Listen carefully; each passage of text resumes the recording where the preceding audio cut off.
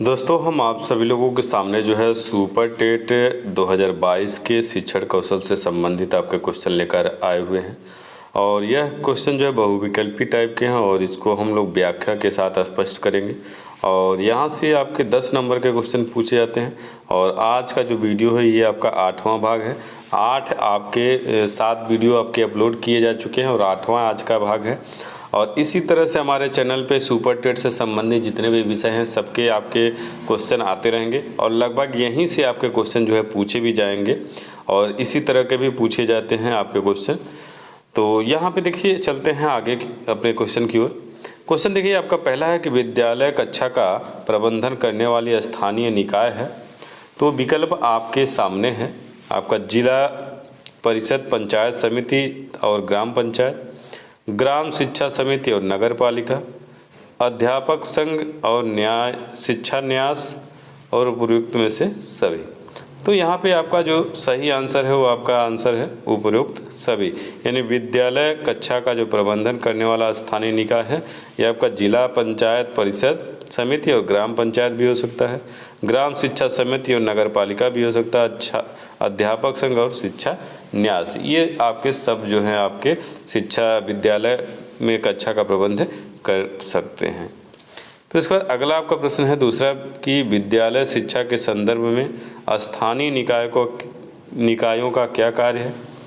शिक्षा की गुणवत्ता में सुधार व अध्यापकों की नियुक्ति, विद्यालय नीतियों का निरूपण व विद्यालय को वित्त व ढांचा प्रदान करना, तीसरा विद्यालय के दिन प्रतिदिन के कार्य व्यवहारों की देखरेख, उपरोक्त सभी। तो यहाँ पे आपका सही आंसर आपका है उपरोक्त सभी, क्योंकि विद्यालय शिक्षा के संदर्भ में जो स्थानीय आपके निकाय बताए गए हैं अभी इसके पहले वाले क्वेश्चन में, उनका काम आपका जो है ये तीनों काम आपका होता है।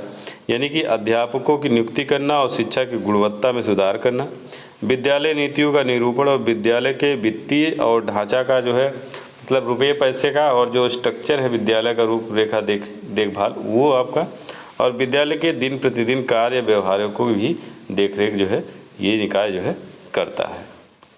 तो यहाँ पे आपका चौथा विकल्प सही है उपरोक्त सभी। फिर उसके बाद तीसरा प्रश्न है कि विद्यार्थियों को किस कक्षा तक समान शिक्षा दी जाती है। कक्षा 5, कक्षा 8, कक्षा 10, कक्षा 12। तो आंसर आपका है कक्षा 10।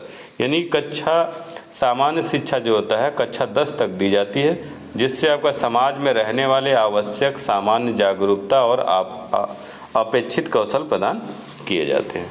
यानी कि यहाँ पे तीसरा वाला विकल्प सही है कक्षा 10। अगला प्रश्न है कि विद्यालय के संचालन प्रतिमान हैं, क्या हैं। नौकरशाही प्रतिमान, विभागीय प्रतिमान, महाविद्यालय व लोकतांत्रिक प्रतिमान, उपरोक्त सभी।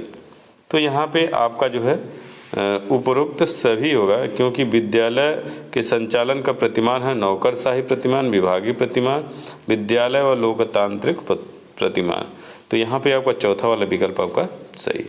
फिर उसके बाद अगला आपका प्रश्न है कि संगठनात्मक व्यवहार का मूल तत्व क्या है।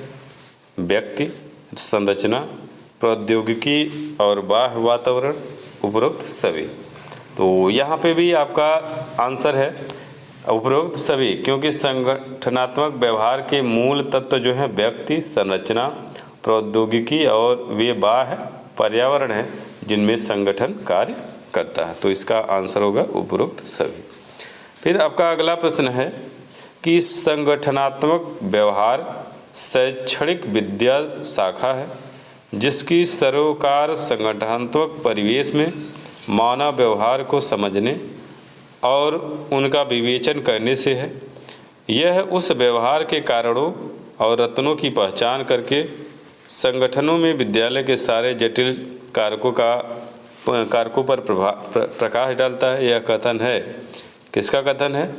तो यहाँ पे आपका ऑप्शन है crow and crow, Keith David, Pavlov और वाइगोत्स्की। तो यहाँ पे आपका जो सही आंसर है वो आपका है कीथ डेविस जो है ये कथन जो है कहे थे। उसके बाद जो है अगला प्रश्न है कि भारतीय संविधान के किस अनुच्छेद में निःशुल्क और अनिवार्य शिक्षा के अधिकार का उल्लेख है। विकल्प आपके सामने है। अनुच्छेद 18, अनुच्छेद 23, अनुच्छेद 21A, अनुच्छेद 24। तो भारतीय संविधान के जो अनुच्छेद 21A है, इसके अंतर्गत जो है निःशुल्क और अनिवार्य शिक्षा के अधिकार का उल्लेख किया गया है। फिर इसके बाद जो है अगला आपका प्रश्न है कि किस वर्ष भारतीय संविधान में संशोधन करके शिक्षा को राज्य सूची से हटाकर समवर्ती सूची में रखा गया। विकल्प आपके सामने है। वर्ष 1974, 1975, 1976, 1977। तो यहाँ पे आंसर आपका है 1976, यानी 1976 में जो है भारतीय संविधान में संशोधन करके शिक्षा को जो है राज्य सूची से हटाकर समवर्ती सूची में रखा गया। फिर उसके बाद अगला आपका प्रश्न है कि भारतीय संविधान में उल्लेखित राज्य के नीति निर्देशक तत्व के किस अनुच्छेद के अंतर्गत 6 से 14 वर्ष तक की उम्र के सभी बच्चों को निःशुल्क एवं अनिवार्य शिक्षा प्रदान करने का उल्लेख किया गया। विकल्प आपके सामने है। अनुच्छेद 45, 46, 47, सॉरी यहाँ पे देखिए थोड़ा मिस्टेक हो गया, 45, 47, यहाँ पे 46 होगा, 48। तो यहाँ पे जो आंसर है वो आपका है 45।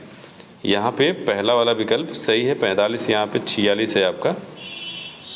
तो यहाँ पे राज्य के जो नीति निर्देशक तत्व हैं वह आपका अनुच्छेद 45 के अंतर्गत जो है 6 से 14 तक की उम्र के सभी बच्चों को निःशुल्क एवं अनिवार्य शिक्षा प्रदान करने का उल्लेख करता है। तो यहाँ पे ये वाला सही हो। फिर उसके बाद अगला प्रश्न होगा कि शिक्षा का प्रमुख स्तर कौन है? प्रारंभिक स्तर, माध्यमिक स्तर, उच्च स्तर, उपरोक्त सभी। तो यहाँ पे आपका जो है सही आंसर उपरोक्त सभी, क्योंकि शिक्षा के प्रमुख जो स्तर है प्रारंभिक, माध्यमिक और उच्च, ये 3 तरह के आपके शिक्षा का स्तर। तो ये आज का हम लोगों का क्वेश्चन रहा। उम्मीद है आपको हमारा ये क्वेश्चन अच्छा लगा होगा। अच्छा लगे तो लाइक शेयर जरूर कर दीजिएगा, क्योंकि हमारे चैनल पे इसी तरह के सुपर टेट से संबंधित सभी विषयों को लेकर आया जाएगा। तो बस आज के इस वीडियो में इतना है। धन्यवाद दोस्तों।